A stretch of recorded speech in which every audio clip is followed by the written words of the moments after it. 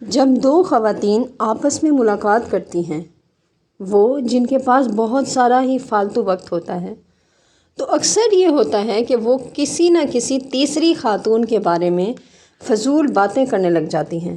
اور اس سب کا اثر کیا ہوتا ہے کہ اگر آپ کوئی کہانی بیان کرنا چاہتی ہیں جو کسی اور کے بارے میں ہو اور کسی دوسری خاتون نے آپ کو سنائی ہو، تو اس بات کو کہنے سے پہلے آپ 3 مرحلوں پر اچھی طرح سے غور کر لیجئے۔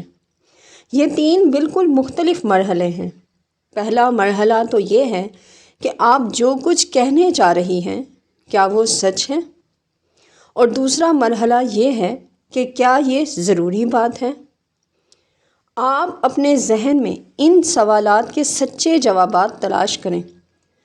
اگلا اور آخری مرحلہ یہ ہے کہ آیا یہ بات دوسرے کے لیے تکلیف دہ تو نہیں۔ انگریزی کا لفظ گوسپ، جسے ہم اردو میں گپ بازی یا یاوہ گوئی بھی کہہ سکتے ہیں، آج کے دور میں ایک دلچسپ اور وسیع مفہوم کا حامل بن گیا ہے۔ اس کی اپنی ایک تاریخ ہے۔ اس لفظ کے اصلی معنی لوگوں کے درمیان قرابت داری کے ہیں، لیکن اب گوسپ کا مفہوم ہے دوسرے لوگوں کے ذاتی معاملات کے بارے میں غیر ذمہ داری کے ساتھ گفتگو کرنا۔ کسی بھی نسل انسانی کے دور میں گوسپ کی کوئی کمی نہیں رہی۔ ہم میں سے بہت سے لوگوں کے لیے گوسپ کرنا ایک انتہائی دلچسپ مشغلہ رہا ہے۔ لوگ آپس میں بیٹھ کر جو گوسپ کرتے ہیں، اس کے علاوہ بے شمار رسائل و جرائد اور اخبارات ہیں جو ہمارے سامنے خوب چٹپٹی قسم کی کہانیاں پیش کرتے ہیں، جو مبالغہ آمیز اور فرضی بھی ہوتی ہیں، یا جنہیں طرح طرح کے جتن کر کے اور لالچ اور رشوت کے ذریعے حاصل کیا جاتا ہے۔ کتنے ہی رسائل و اخبارات کے صفحات باقاعدہ اس قسم کے مضامین سے بھرے ہوتے ہیں۔ ہمارے بہت سارے ہفت روزہ اور ماہانہ رسالوں کے صفحات پر گوسپ ایک کالم، ایک مستقل عنوان کی حیثیت اختیار کر گئے ہیں، اور انہیں قارئین کے درمیان خاصی مقبولیت بھی حاصل ہے۔ تو ایسا کیوں ہے، یا اس کی کیا وجہ ہے؟ یہ دوسرے لوگوں کی نجی زندگی کے بارے میں زیادہ سے زیادہ جاننے کا محض تجسس ہی نہیں ہے، بلکہ اب تو اس قسم کی کہانیوں سے زبردست قسم کے مالی فوائد بھی اٹھائے جا رہے ہیں، اور اس چیز نے ایک باقاعدہ کاروبار کی شکل اختیار کر لی ہے۔ گوسپ کیا ہے؟ گوسپ کی بہت سی شکلیں ہوتی ہیں۔ ادھر ادھر خبریں پھیلانے والے سیدھے سادھے اور بے ضرر لوگوں سے لے کر بات کا بتنگڑ بنانے والوں اور بدنام کرنے والوں تک ایک طویل سلسلہ پھیلا ہوا ہے۔ بے فکر لوگوں کی ایک عادت ہوتی ہے کہ وہ ان لوگوں کے بارے میں آپس میں گوسپ کرتے رہتے ہیں جنہیں وہ جانتے ہیں، اور ان کے اندر یہ رجحان بڑی شدت کے ساتھ موجود ہوتا ہے۔ لہٰذا جب ایسے 2 افراد ملتے ہیں جن کے پاس وقت کی کوئی کمی نہیں ہوتی اور جو بہت دیر تک باتیں کر سکتے ہیں، تو ان کی گفتگو کا رخ لازمی طور پر اپنے پڑوسیوں اور دوستوں اور رشتہ داروں کی جانب مڑ جاتا ہے، اور وہ ان کے معاملات کے بارے میں قریت میں لگ جاتے ہیں۔ یہ ضروری نہیں کہ طرح طرح کی خبریں پھیلانے والے اس قسم کے لوگ دانستہ طور پر ایسا کرتے ہیں اور ان کا مقصد دوسروں کے لیے مسائل پیدا کرنا ہو، لیکن وہ اس بات کا اندازہ بھی نہیں لگا پاتے کہ ان کی زبان سے نکلی ہوئی غیر ذمہ دارانہ باتوں کا سلسلہ دوسری کئی جگہوں تک جا پہنچتا ہے، بات کا بتنگڑ بنتا ہے، اور اس کے نتیجے میں شر انگیزی جنم لیتی ہے۔ کوئی بھی باطنی شخص کسی بات کو صیغہ راز میں نہیں رکھ سکتا۔ جن رازوں سے وہ واقف ہوگا انہیں وہ ضرور دوسروں تک پہنچائے گا۔ اس قسم کے لوگوں سے ہم آئے دن اس قسم کے معذرت خواہانہ جملے سنتے رہتے ہیں کہ شاید میرے لیے یہ سب کچھ کہنا مناسب نہیں ہوگا، مگر اس قسم کی سرگوشیاں بنیادی طور پر خود پر قابو رکھنے کی صلاحیت سے محرومی کے باعث جنم لیتی ہیں، اور ان کو روکنے کے لیے شعوری کوشش کی ضرورت ہوتی ہے تاکہ ہم ان باتوں کا اظہار نہ کریں جن کو راز رکھنے کے لیے ہم پر اعتماد کیا گیا ہو۔ ہمارے جسمانی اور ذہنی نظام کی گہرائیوں میں یہ خفیہ افتخار موجود ہوتا ہے کہ ہم پر اعتماد کیا گیا ہے، یا کسی نے ہم کو اعتماد کے قابل سمجھا ہے، اور اس کے ساتھ ہی ہماری یہ خواہش بھی موجود ہوتی ہے کہ ہم اپنے قابل اعتماد ہونے کو ثابت کر کے دکھائیں۔ سب سے زیادہ خراب اور نقصان دہ قسم کی گوسپ وہ ہوتی ہیں جس کے تحت کسی کو بدنام کیا جائے۔ وہ شخص جو دوسروں کے خلاف وشنام ترازی کی مہم چلاتا ہے اور انہیں بدنام کرتا ہے، فی الحقیقت اپنی بغل میں ایسے ہتھیار چھپائے ہوتا ہے کہ جن کے ذریعے وہ کسی بھی نامور کردار کا صرف ایک وار کے ذریعے خاتمہ کر سکتا ہے۔ وشنام ترازی کرنے والا شخص عام طور سے حاسد بھی ہوتا ہے، اور اسی حسد کی وجہ سے لوگوں کی پیٹھ پیچھے برائیاں کرتا رہتا ہے، ان کی ذاتی زندگیوں کے بارے میں کھوج کرنے کی کوشش میں لگا رہتا ہے اور اس کے بارے میں غلط سلط باتیں پھیلاتا رہتا ہے۔ وہ اپنی غلط سلط باتوں، جھوٹی اور من گھڑت باتوں اور قصے کہانیوں کے ذریعے لوگوں کے درمیان نفاق کے بیج بوتا ہے۔ وہ کسی بھی سیدھی سادی سی بات میں اپنی طرف سے رنگ آمیزی کرتا ہے اور اس کے ذریعے لوگوں کے درمیان فتنہ و فساد کو ہوا دیتا ہے۔ ایسا معلوم ہوتا ہے کہ اس قسم کے لوگ کسی کے بھی خیر خواہ نہیں ہوتے، اور ان کی زبان سے کسی کے لیے بھی کلمہ خیر نہیں نکلتا۔ ان لوگوں کو گوسپ کرنے میں، دوسروں کے بارے میں جھوٹ گھڑنے میں اور پھر اسے پھیلانے ہی میں اصل سکون ملتا ہے۔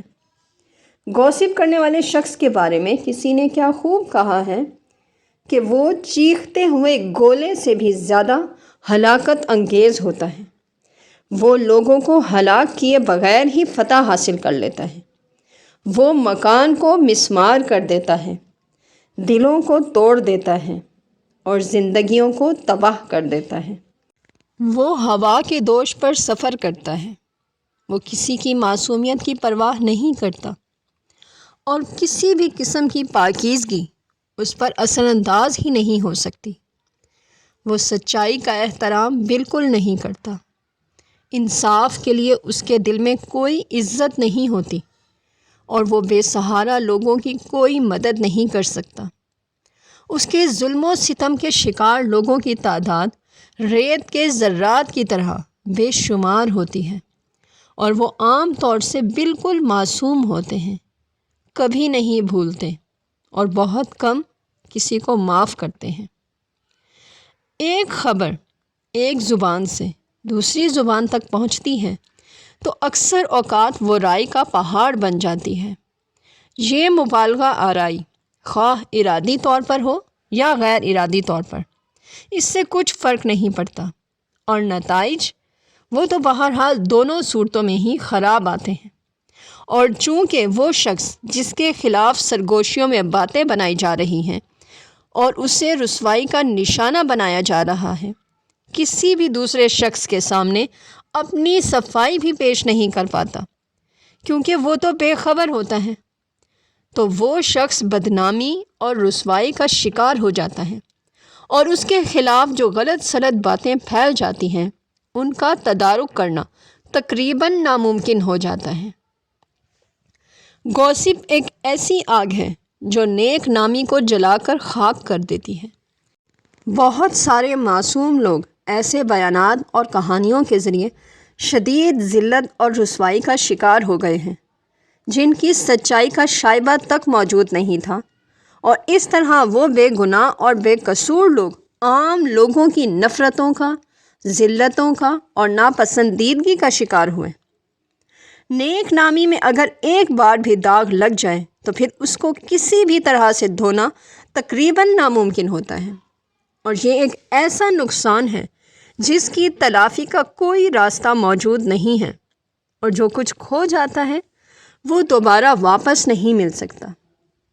تھامس ڈیوار نے ایک بار کہا تھا، کوئی بھی خبر اتنی تیزی کے ساتھ نہیں پھیلتی جس طرح ایک نقصان یافتہ نیک نامی لوگ اپنی بیویوں کو چھوڑ دیتے ہیں، خاندان ٹوٹ پھوٹ کر منتشر ہو جاتے ہیں، بے گناہ کارکنوں کو ملازمت سے نکال دیا جاتا ہے، اور یہ سب کچھ اس کردار کشی کی وجہ سے ہوتا ہے جو گوسپ کرنے والوں کی طرف سے کی جاتی ہے۔ یہی وہ آگ ہے جو قیمتی رشتوں کو بھی جلا کر راکھ کر دیتی ہے۔ حضرت سلیمان علیہ السلام کا یہ قول کس قدر سچائی سے بھرپور ہے، اور اس کی سچائی اور صداقت آج تک باقی ہے کہ گوسپ بہترین دوستوں کو ایک دوسرے سے الگ کر دیتی ہے۔ شادیوں کے ختم ہو جانے میں زیادہ تر اسی قسم کی کہانیوں کا ہاتھ ہوتا ہے، خواہ وہ من گھڑت ہوں یا حقیقی ہوں۔ اس قسم کی باتوں کے نتیجے میں ہم سائیگی کے اچھے تعلقات تلخی میں بدل جاتے ہیں، بہترین دوست بہترین دشمنوں میں تبدیل ہو جاتے ہیں، زندگی کے رفیق ایک دوسرے کے خوفناک حریف بن جاتے ہیں، اور اسی طرح یہ خوفناک سلسلہ جاری رہتا ہے۔ کوئی بھی رشتہ محض باہمی یقین اور اعتماد کی بنیاد پر ہی مضبوطی اختیار کرتا ہے، اور اگر اعتماد ہی ختم ہو جائے تو پھر رشتے کی بنیاد ہی ٹوٹ جاتی ہے، اور اس کے ساتھ ہی رشتہ بھی ٹوٹ جاتا ہے۔ دوست، احباب، میاں بیوی، بزنس پارٹنرز، ٹیم کے ساتھی اور رفقائے کار گوسپ کرنے والوں کی ریشہ دوانیوں کا شکار ہو کر ایک دوسرے سے الگ ہو جاتے ہیں۔ دیر بعد شراکتیں اور شرکتیں ٹوٹ پھوٹ کر ختم ہو جاتی ہیں۔ افواہیں پھیلانے والے عناصر عام لوگوں کے درمیان ایک عمومی بے اطمینانی کے بیج بوتے ہیں۔ جتنے لوگ تلوار کی کاٹ کا شکار نہیں ہوتے، اس سے کہیں زیادہ لوگ زبان کی کاٹ کا شکار ہوتے ہیں، اور یہ ایک پرانی یہودی کہاوت ہے، لیکن اس سے سبھی لوگ واقف ہیں۔ گوسپ چونکہ بڑی ہلاکت خیز چیز ہوتی ہے، اس لیے اس کی سختی کے ساتھ اور بھرپور مذمت کی جانی چاہیے۔ سب سے بہتر طریقہ تو یہ ہے کہ دوسروں کے نجی معاملات میں دلچسپی نہ لینے کی عادت کو اختیار کیا جائے اور اسے پختہ بنایا جائے۔ اگر ہم دوسروں کی کوئی مدد نہیں کر سکتے تو ہمیں ان کے معاملات میں زیادہ دلچسپی کا بھی مظاہرہ نہیں کرنا چاہیے۔ ہمارے لیے نہ صرف یہ ضروری ہے کہ اپنی زبان کو قابو میں رکھیں اور کبھی گوسپ نہ کریں، بلکہ اس کے ساتھ ساتھ یہ بھی ضروری ہے کہ ہم اپنے کانوں کو بھی بند رکھیں اور گوسپ نہ سنیں۔ فضول اور ناکارہ قسم کے ناقابل اصلاح گپ شپ بازوں کو خود سے دور رکھیں۔ اگر کوئی شخص کسی اور شخص کی برائی آپ سے کر رہا ہے تو وہ یقیناً آپ کی برائی بھی کسی نہ کسی سے کرے گا۔ دوسروں کو بدنام کر کے اور ان کے خلاف رسوا کن باتیں کر کے، انہیں آزار پہنچا کر، انہیں تکلیف دے کر، محض ایک ایذا پسندانہ مسرت حاصل کرنے کے علاوہ اور بھلا کیا مل سکتا ہے؟ یہ دوستی کی گرم جوشی، ازدواجی مسرت، خاندانی ربط اور مسرت یا اعلیٰ ناموری کے زہر قاتل ہیں۔ بالفرض ہمارے کانوں تک پہنچنے والی اطلاع صحیح بھی ہو، تو بھی کیا یہ ضروری ہے کہ ہم اسے آگے ضرور بڑھائیں؟ ہنری ڈربن ویل کی ایک نظم میں اس سلسلے میں ہم سب لوگوں کو ایک بہت اچھا مشورہ دیا گیا ہے۔ اس ضمن میں وہ ہنا مور نامی ایک عورت کی کہانی سناتا ہے۔ اس نہایت معزز عورت نے گپ بازوں سے نمٹنے کا ایک انتہائی عمدہ طریقہ اختیار کیا تھا کہ جب بھی کوئی شخص اس کے پاس کسی دوسرے شخص کے بارے میں کوئی رسوا کن اور ذلت آمیز داستان لے کر آتا تو وہ جواباً کہتی تھی، میرے ساتھ چلو، ہم معلوم کریں گے کہ حقیقت کیا ہے۔ لہٰذا بعض صورتوں میں حقائق معلوم کرنے کا اس کا عزم اکثر داستان ترازوں اور گپ بازوں کے لیے شرمندگی اور خجالت کا باعث بن گیا۔ ایک بار ایک داستان تراز اس کے پاس ایک چٹپٹی کہانی لے کر آیا، اور جب ہنا مور نے اس سے کہا کہ وہ اس کے ساتھ جا کر اس کی کہی ہوئی بات کی تصدیق کرنا چاہتی ہے تو وہ شخص سخت پریشان ہو گیا۔ اس نے ہنا مور سے درخواست کی کہ وہ اس کی کہی ہوئی بات کو بھول جائے اور اس کا کوئی نوٹس نہ لے۔ لیکن ہنا مور اس کے لیے راضی نہیں ہوئی۔ وہ اپنی ضد پر اڑی رہی اور اس نے اس شخص کو مجبور کیا کہ وہ اس کے ساتھ چلے، کیونکہ وہ باہر طور حقیقت حال سے واقف ہونا چاہتی تھی۔ لہٰذا اس نے اس شخص کو مجبور کر دیا کہ وہ اس کے ساتھ چلے، اور وہ اس کو لے کر اس شخص کے پاس گئی جس کے بارے میں رسوا کن باتیں کہی گئی تھیں۔ وہاں جا کر جھوٹ بولنے والے کے جھوٹ کا پردہ چاک ہو گیا۔ اس کے بعد کسی بھی شخص نے ہنا مور کے پاس آ کر اس سے فضول گوئی کی کوشش نہیں کی۔ اگر ہماری دنیا میں بھی ہنا مور جیسی اور بھی عورتیں موجود ہوتیں تو ان کے وجود کی برکت سے یہ زمین رہنے کے لیے زیادہ بہتر جگہ کی شکل اختیار کر سکتی تھی۔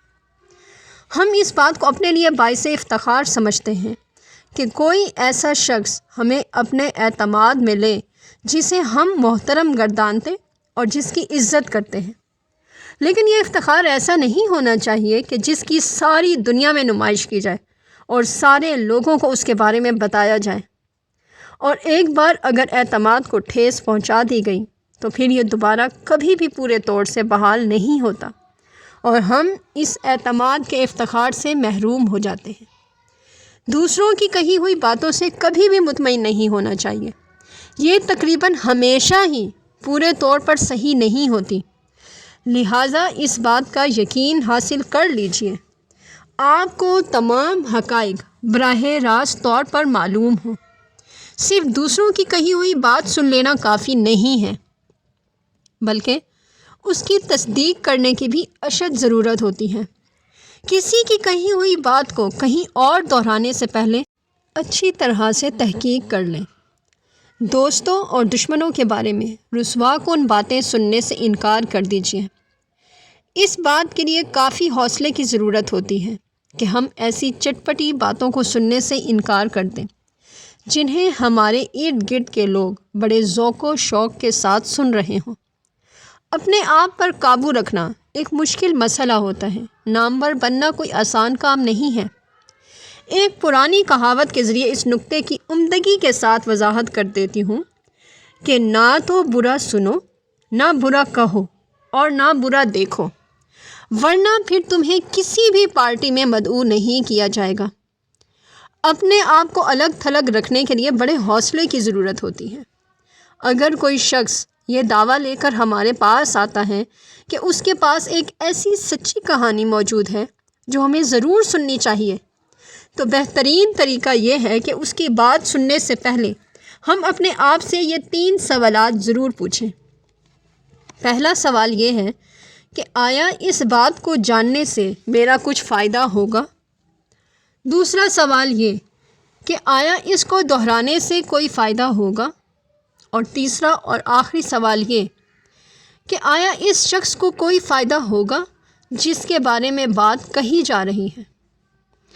اگر آپ فرض کریں کہ ان تینوں سوالوں کا جواب نفی میں ہے تو پھر بہتر یہی ہوگا کہ آپ اس بات کو نہ سنیں، اور سن لیں تو کہیں دہرائیں نہیں، کیونکہ اس بات کا امکان بھی موجود رہتا ہے کہ ایک بظاہر ناخوشگوار واقعے کے پیچھے کوئی اچھا محرم موجود ہو، اور اس لیے ضروری ہے کہ ہم متعلقہ شخص کے بارے میں سوچ سمجھ کر رائے قائم کریں۔ اخبارات اور رسائل میں شائع ہونے والے مواد کے سلسلے میں اس قسم کے رویے کی زیادہ ضرورت ہوتی ہے، لہٰذا ہمیں اس قسم کی ناپسندیدہ حرکتوں سے لازماً بچنا چاہیے۔ ہمیں اچھی باتیں سوچنی چاہیے، صرف اپنے بارے میں نہیں بلکہ دوسروں کے بارے میں بھی۔ ہمیں اپنی زبان پر قابو رکھنا چاہیے، کیونکہ تلوار کا لگایا ہوا زخم ٹھیک ہو جاتا ہے، لیکن زبان کا لگایا ہوا زخم کبھی ٹھیک نہیں ہوتا۔ لہٰذا اپنی زبان کو بری باتیں کہنے سے روکیے، اس سے صرف ایسی باتیں ادا کیجیے جنہیں سن کر دوسروں کو خوشی حاصل ہو۔